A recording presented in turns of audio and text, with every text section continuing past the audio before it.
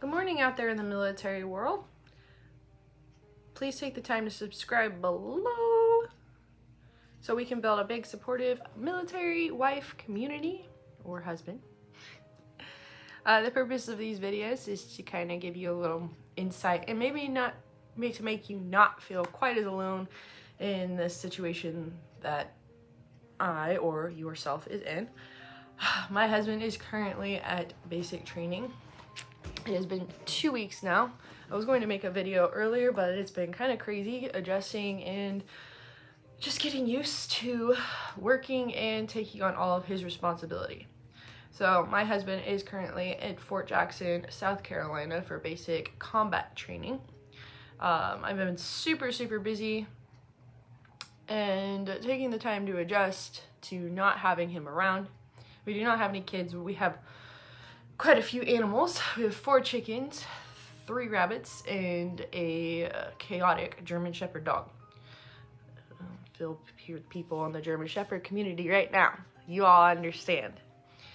So the biggest adjustment is just taking on responsibilities. So my husband, before he left, would do the dishes. He would help with laundry, help keep the house clean, and gosh, it feels like he did everything. Took care of the animals. I would do things when I could. I work a lot further away than he does.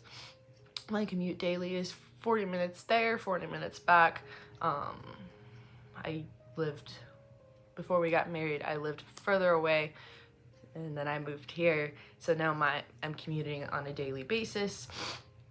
So that's been a big adjustment, is taking on all those responsibilities. It hasn't been too big. I kind of got used to it after the first day or so, and I guess it just depends on like how much responsibility you had beforehand. So the biggest difficulty in the past 2 weeks has been waiting to hear from him. So especially yesterday, like I kind of got spoiled. I got a letter first day of the week. It was President's Day on Monday, so I knew I would get a letter that day, but then I got a letter on Tuesday, and then I was like, oh, maybe I'll get a letter today too, because I bet you he's writing me every day. And then I didn't, and it was really disappointing. But I've only gotten 2 letters from him so far, but I'm excited and thankful that I have been able to hear from him so soon. So some of the things that were kind of surprising were that I'm really kind of enjoying the alone time. We were after work every day, so I would drive 40 minutes home, and we would do things. We would clean or spend time together or go to Walmart or the grocery store together. But now when I get home, I can kind of just sit and relax. I've also been feeling a lot more motivated because I think taking on more things has kind of motivated me in a way to get things done that I've been wanting to get done.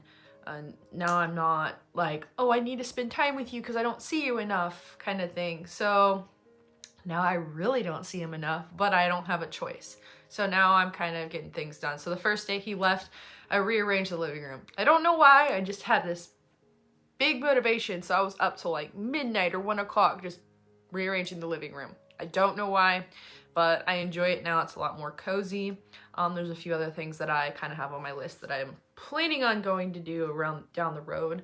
But I am definitely feeling a little bit more motivated to kind of get things done and change it up a little bit, kind of refresh the house while he's gone, making it more homey for myself. And then that's pretty much the biggest surprising things about him being gone, is just kind of enjoying alone time and feeling a little bit more motivated than I normally do. So kind of talk about just like the past couple weeks. So the first week he was at reception. Monday morning when he left, first thing we did that morning, he had a 3 o'clock flight out of here. So we took him, or he took me onto the fort because we live in a military town. So he took me onto the fort to go get my military ID because we've been having trouble getting my military ID.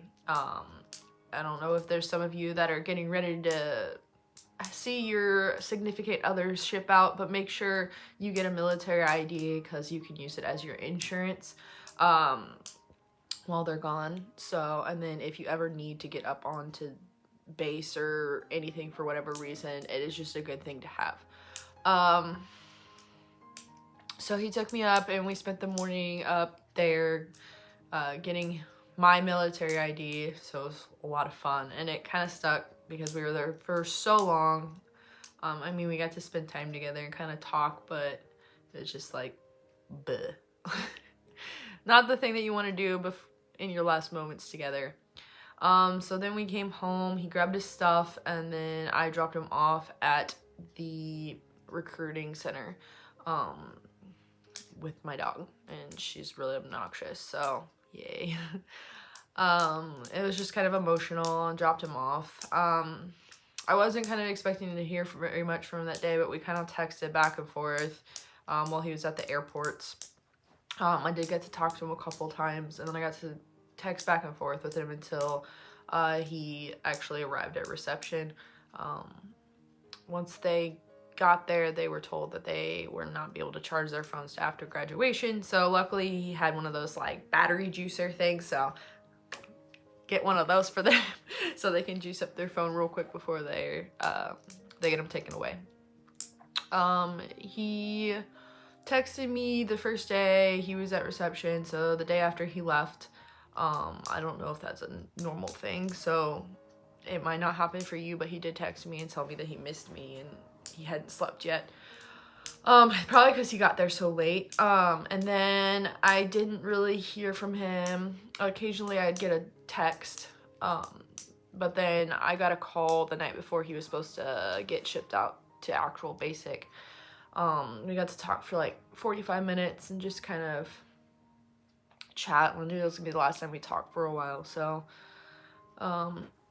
it was just kind of fun to be able to catch up with him because I hadn't talked to him in a few days, and it kind of sucked.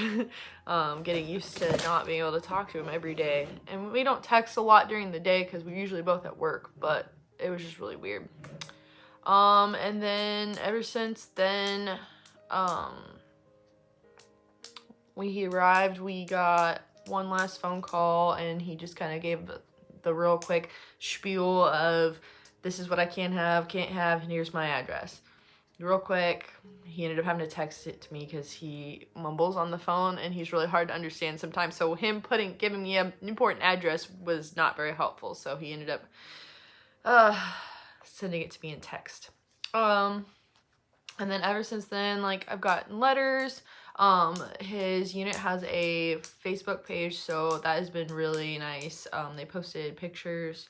I actually found a picture of him, so I felt really lucky about that. Even though it's his backside, my mom was laughing because she was like, how do you even know it's him? Well, his name's on the back of his hat, and he has a unique last name, so it was perfect. Got it on the background of my phone now, so it makes me happy every time I turn my phone on.